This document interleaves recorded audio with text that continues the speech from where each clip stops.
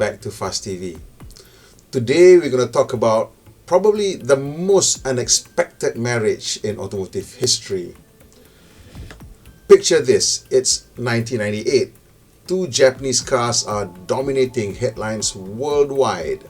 Nissan's Skyline GTR is crushing everything on track, while Honda's NSX is making Ferrari nervous in its own backyard. Both companies seem unstoppable. Fast forward 25 years and we're looking at what might be the biggest plot twist in automotive history. But hold that thought, we're getting ahead of ourselves. To understand why this story is blowing everyone's mind in 2024, we need to rewind way back.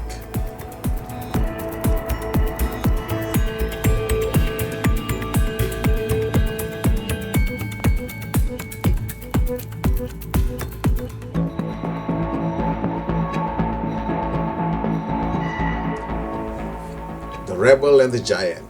Meet Soichiro Honda. Picture a mad scientist with a racing obsession. While Nissan was already cranking out cars in the 1930s, Honda was tinkering with motorcycles in a shed. Classic underdog story, right? Well, this underdog has a few tricks up its sleeve. In 1965, Honda shocked the motorcycle world by beating the Europeans at the Isle of Man TT, considered one of the toughest races in the world. 2 years later, in 1967, their first car hit the market, and it's weird, but weird in a good way. 1988, Ayrton Senna helps develop the NSX, creating the first everyday supercar. In 2000, their Asimo robot, remember those? They started walking upstairs, while other robots were still learning to stand. Meanwhile, Nissan was also building quite the resume. The Skyline GTR dominating everything on wheels. The Z cars making sports cars accessible to everyone. And that crazy Le Mans car, yeah, really, just Google the, R390 GT1. Remember that one? Yeah. Plot twist number 1, the fall. Just when Nissan seemed invincible, the Asian financial crisis hit. Enter Carlos Ghosn and Renault. Now this is where things get spicy. While all this drama was unfolding, both companies were still pushing engineering boundaries. Honda's greatest hits included VTEC. It's not just a meme, this system was pure genius. Imagine having two engines in one. Economical when cruising, beast mode when you're flooring it. That CVCC engine, well, don't ask me what CVCC means. I think continuous variable combustion chamber or something like that. They solved emission problems while others said it was impossible. And real-time all-wheel drive, simple, light, effective, classic Honda thinking. And then there's Type R engineering. I mean, those red badges, they really mean business, don't they? At the same time, Nissan was also dropping bombshells everywhere. Their RB26, that was so good, it was banned from, so many racing series. And then there's that Atessa ETS, an all-wheel drive system that could make the GTR drift or grip at will. And multi-link front suspension, well, everybody said that was overcomplicated until they tried it and said, well, this is really good. And you may not remember it, but Nissan was an electric pioneer. The Leaf was laughed at until it wasn't. Well, people still chuckle about it, but yeah, it was leading. Plot twist number 2, racing wars. While Nissan was dominating GT racing with the GTR winning 29 races straight in Japan, and that Le Mans project that pushed boundaries, and of course they had Super GT championships galore. Honda, in the meantime, was powering Formula One champions with McLaren. And they're dominating IndyCar, showing American muscle. What's what? They were embarrassing American muscle on home ground. And they were winning MotoGP, seemingly for fun. And here's a company that was creating car engines that could rev to 9,000 RPM while still lasting forever. Now we get to plot twist number 3, the modern crisis. But here's where our story takes an unexpected turn. The industry changed faster than a GTR launching from the line. Suddenly, it wasn't just about making great engines anymore. Let's break down what's keeping auto executives awake at night. Firstly, there's of course electric vehicles, but that's just the appetizer. We're talking $30 billion minimum to develop a competitive EV platform. That's a whole lot of money. And battery supply chains are so complicated, they make old school manufacturing look like a kid's puzzle. And we're looking at charging infrastructure now. That's a headache that would give Einstein a migraine. On top of that, you'll have software eating the car world. Most modern vehicles have more lines of code than the space shuttle. And people are talking about frequency of OTA updates or over-the-air updates rather than oil change intervals. This is 2025 after all. And on top of that, you have tech giants just, eyeing the auto industry like a lion watching its prey. They're just ready to pounce and buy anybody who's weak because they know the car is no longer going to be a mechanical product. It's going to be an electronic product. The car is about to make the jump into the tech world properly. Then of course there's the China fact. Well, Chinese brands, they're launching 50 models a year when other people are launching 5 models a year. And they have battery technology that's advancing faster than you can say lithium shortage. And they have cost advantages that big. Japanese, German, Korean and American accountants just cry. Of course, with so many lines of codes, semiconductor is going to be crucial, and there is a massive supply chain nightmare. Chip shortages showing just how vulnerable traditional automakers can be.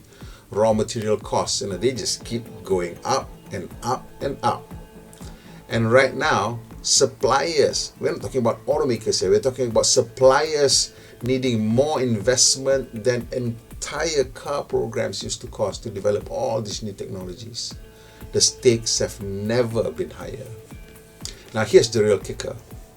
Traditional automakers are actually caught in the perfect storm. Need to maintain profitable combustion engine programs? Check. Must invest billions in electric vehicles? Check. Have to develop autonomous technology? Check. More money required to meet increasingly strict emissions regulation? Check. EV companies don't have to worry about this. Expected to fight off tech companies entering the market? Well, that could be checkmate. It's like trying to play chess, poker and Jenga simultaneously while blindfolded in a hurricane. It's impossible. The future beyond the marriage. Now here's where this Honda-Nissan story gets really interesting. Together they could create some seriously cool stuff. If you just look at the performance evolution, just imagine a GTR with Honda's hybrid expertise. VTEC meets Godzilla. Electric torque vectoring that makes current all-wheel drive look prehistoric. And performance hybrids that make Ferrari nervous again.